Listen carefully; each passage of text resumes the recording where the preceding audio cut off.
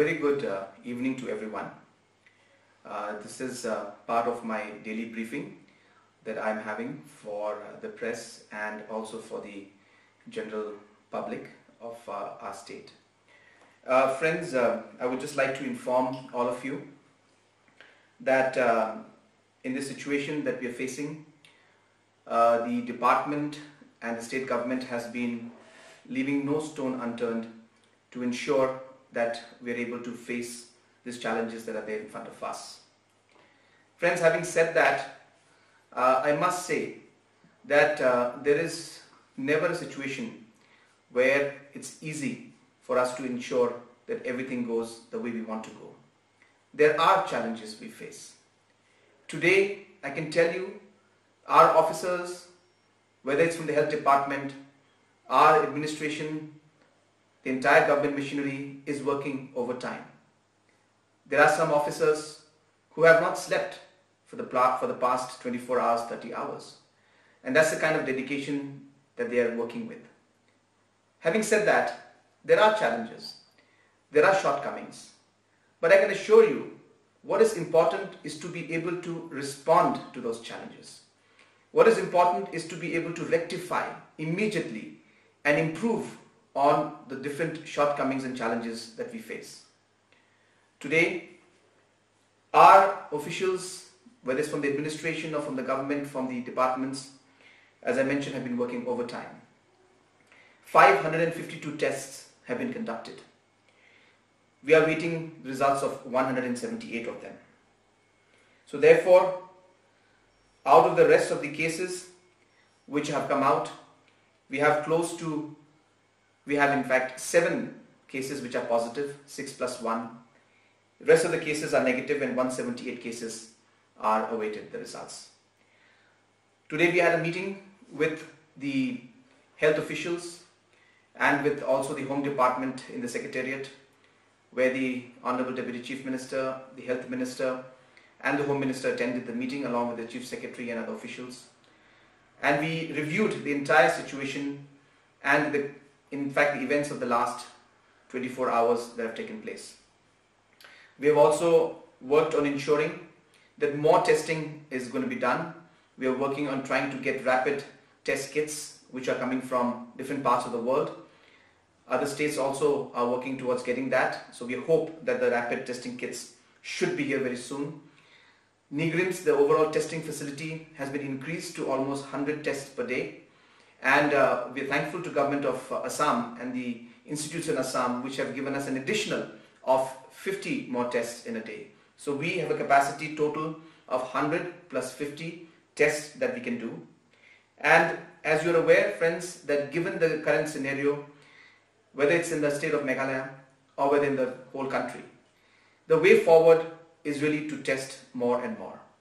And therefore, realizing that, we are ensuring that we are able to get these rapid test kits. We are also exploring the possibility of having pool tests. But in the initial stages, it will be very important for us to do the primary testing. The primary contacts have to be tested first. And this is the phase that we're going through, where we want to complete those, which will be done very, very soon. So friends, with these few words, I know that the press has some questions that they want to ask. I will be happy to respond to those questions that have been asked by the press. So the first question, the son-in-law of late Dr. Silo have alleged that there have been no efforts on the part of the government to segregate the family members of 6 persons who have tested positive, nor they have been taken to quarantine. They are still all together at the same house. What is the reason for not segregating them or take them to quarantine? Friends, I think this may not be the right time to ask a question like this, because it's a very, very difficult time for the family, and they're going through a very difficult situation. And of course, there are many factors one has to remember, which I don't feel appropriate that I should express right now in the press at this point in time. But we need to respect the space of the family.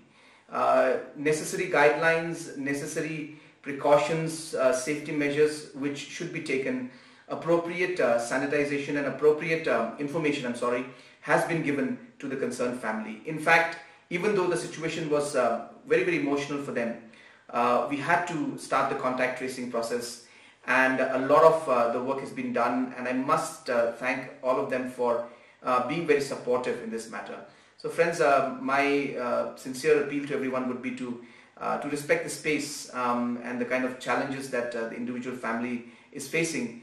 And yes, we need to be careful, which we are being careful, but at the same time, as I said, it is important to give that space to them. Second question, sir. What is the government's reaction to the public criticism that the health department is not fully prepared to deal with COVID-19? No, I think I have mentioned in my brief statement which I gave that the department is very much prepared. Different kind of SOPs and different kind of arrangements, different kind of mock drills, different kind of infrastructure, training, all has been done. But then situations are very fluid, situations are very complex and challenging. And therefore, no matter how many things you do, sometimes it is difficult to immediately respond to every single challenge.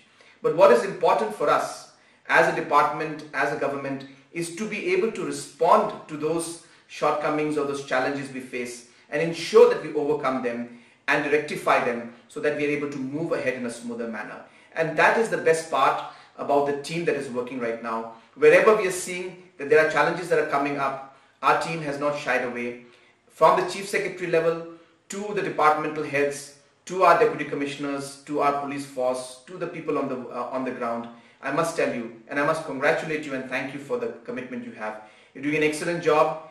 The government and the state and the people are with you. We know that there are difficult times, but if all of us work together, I'm sure that we'll be able to get through this phase. Next question, sir. Will the government take action against those people who blocked yesterday's funeral at Jhalupara? Friends, yesterday's situation actually was very, very unfortunate. When this happened and when the government had decided that we'll be taking the body for cremation to that particular location, initially the team had gone to check the location. And when that happened towards the evening, where we did not expect that there would be a large crowd, public came out and there was a lot of concern from the residents of that locality regarding burning or cremating the body out there. We, from the government side, from the administration side, we tried to explain.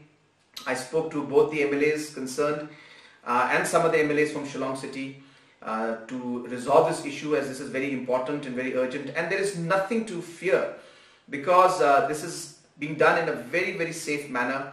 All the safety protocols are being followed. There would be no risk to society, and therefore all these aspects were cleared and clarified. And in spite of that, there were some concerns shown by the locality. But in the meantime, the department, the administration and different political leaders started working on if there were any other options that we had. I'm thankful to the Presbyterian Church and the leaders out there, the pastors and the reverends out there, who have really shown their true character and have really shown their heart to everybody by ensuring and by allowing the burial of the departed soul in their graveyard. And I think when that option came in front of us, we felt that that would be the most simple way to move forward, and it would be a very, very fitting burial for him. Of course, though there were certain personal desires that he had, but in this given circumstance and given situation, this was the best that from the government side we could do. And I'm once again thankful to the Presbyterian Church and to all the leaders who have really facilitated the particular process. So last question. MHA has issued direction to exempt the lockdown for farmers and other farming related businesses. In view of the positive COVID case in the state, what is the government's stand on the relaxation? What are the steps taken so far to facilitate the farmers because it's the beginning of the season? Yes, before this particular COVID case came out, we had already decided that we will allow the farming activities to take place. But of course, after the COVID positive court case, we had to review certain decisions.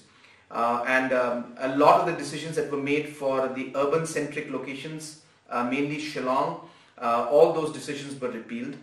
But the issue of the farmers and allowing the farmers, as mentioned by MHA, the MHA has allowed it. So in a very, very careful and following basic protocols, the different farmers, by ensuring that there will be no individuals or no workers coming in from any other part of the state, for any other part of the country, and also ensuring that there will be no inter-district movement. Certain relaxation to farmers is being allowed, and that too, but will be when there's a very strict supervision, because we also need to ensure that this season, when the farmer community needs to sow their seeds, does not go away without any efforts and any work. So therefore, there will be some relaxation in that.